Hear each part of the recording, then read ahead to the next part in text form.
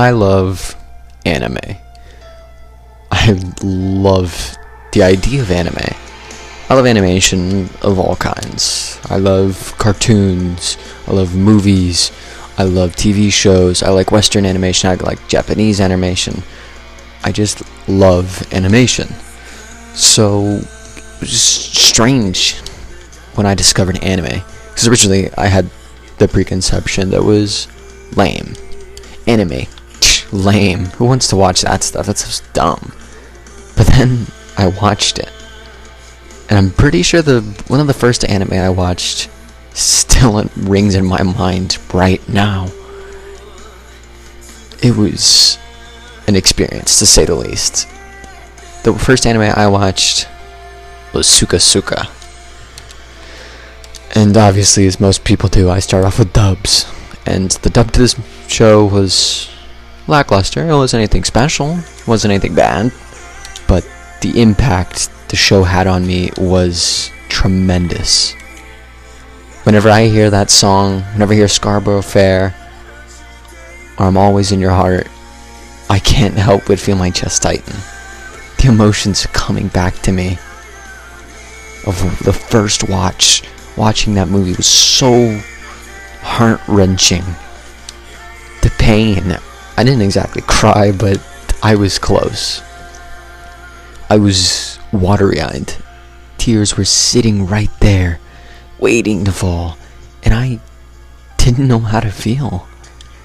This medium had brought me to tears. That's something that doesn't happen to me a lot. And then after that, I thought, I need to watch more of this. And then I watched A Silent Voice. And that movie got me to cry. I shed tears. Legitimate tears. And it was glorious. It was amazing. The idea was revolutionary to me. That this medium that comes from a whole other country that I've never thought of, that they could release these pieces of art that tackled real issues, huge issues, things that Western media vehemently despises and just hates to cover. It treats it like the plague. It couldn't get near it whatsoever. These things are like visual suicide to your stuff. It's dead to me. People don't like watching things about these topics. About racism, slavery, about bullying, about rape, about these other topics. The Western media hates to do this because if you get it wrong in any sense of it, it's a huge problem. That could be your career on the line. But Japan, they tackle these topics a lot. Even if it's not the greatest adaptation, they almost always have the right idea in mind. Almost. There's obviously some exceptions, but let's not talk about those. So, watching anime has been broadening my mindset, broadening my horizons, my ideas of this world. And the reactions from fans of anime also has broadened my idea of the world. A quick example is Attack on Titan. Yeah, I read the manga. Watching season 3, I thought, man, I really need to know how this ends. So, I read the manga. And let me tell you, it was great. And then the ending came out. And the world was in an uproar about the ending. And personally, I thought it was fine. I didn't have any problem with it. Like, what was so wrong about it? I get that there was some forced plot points. There was some less than stellar ideas that Isayama implanted, but it's his story. No need to clown on the guy for doing what he wanted. And for your information, it wasn't that bad. There's obviously some things that everyone wants to change, but I liked it. And that showed me that even when MAPPA first released Season 4, there was immense amounts of hate. Why? It was pretty damn good. Obviously, it's not Studio Wit level, but it was really good compared to other animation. What's wrong with that?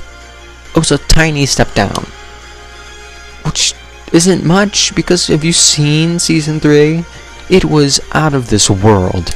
So you get season 4 and it's like a half step down, maybe a step down at most.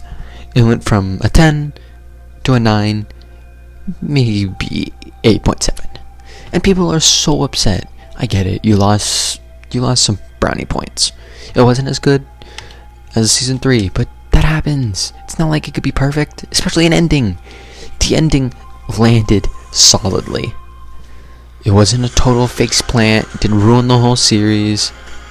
It got the idea across. It wrapped up some plot points, and it finished Isayama's vision. Like, give the man a break. He finished like a 10-15 year manga, and he stuck the landing. That takes some skill to land that. Just imagine what's gonna happen when Berserk ends. It's been going on for over 30 years. How do you think the ending's gonna be? Not good. It's gonna have to be massive to be as good as people hope. It's going to make some enemies. It's not gonna be the greatest, unless it is. Unless it's the greatest, then I stand corrected. Come and hate me. But for now, the idea is that you got 30 plus years worth of manga. It's not gonna stick to landing. You've got so much expectation. It's not gonna pan out how you think. Definitely not how you want. But the general idea of manga is perfect. Let's talk about some other manga. Or some anime. My bad. Let's talk about some other anime. How about Oregairu? That anime has a simple idea. It's literally just romantic comedy with an introvert. Or maybe not just an introvert. He's obviously probably a little depressed, to go on top of that. But it tackles the idea of depression pretty damn well, from what I know. Obviously I don't have personal experience with it, but from what I've heard from other people, it's pretty damn accurate. This idea, it's a great story, and it did its job. It might have taken a long time to get done in anime form, but it got done, and it tackled this idea of depression and self-deprecation in an easy, digestible way for the fans to take in. And it worked.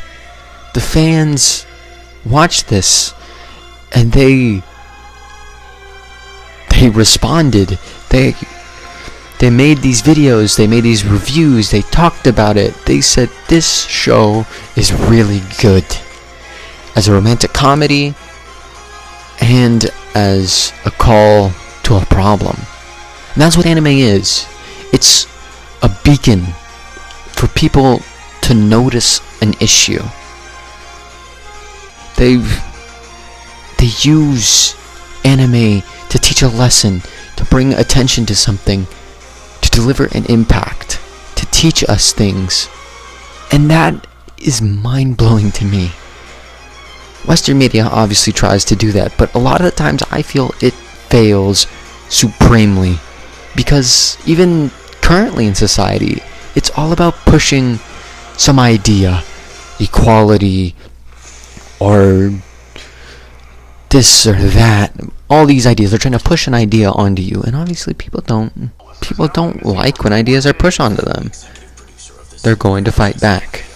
So anime takes it, and they give you a story that you can enjoy while feeding you an idea under the table. It's obviously for entertainment, but all the while you're going to learn something. You're going to get an impact off of this. It's going to teach you a little something. And I think that's what the authors want to do. They want to impart a small piece of their experiences on you. They want to teach you something, even if it's just as simple as, I don't know, don't listen to other people. Do what you want to do. As simple as that. Or it could be something a lot bigger, such as sometimes You have to be so stubborn that you say screw the world and what you want to do to me.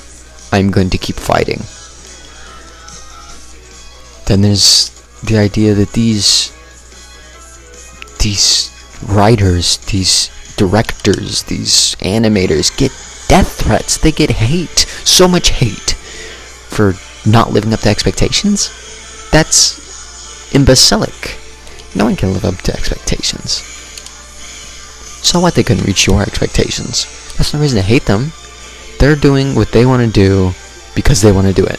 Not because they have an obligation to you. Maybe they have an obligation to make money, so they said, I'll do this. But that's not to you. That's to themselves. So don't think that you can impart your expectations on these people who make these. Obviously, it's got to be acceptable to a degree. But it's not made for your approval. It's made for your enjoyment. And if you don't like the animation, go read the manga. Like, find another alternative. Because these lessons are valuable. They deserve to be heard.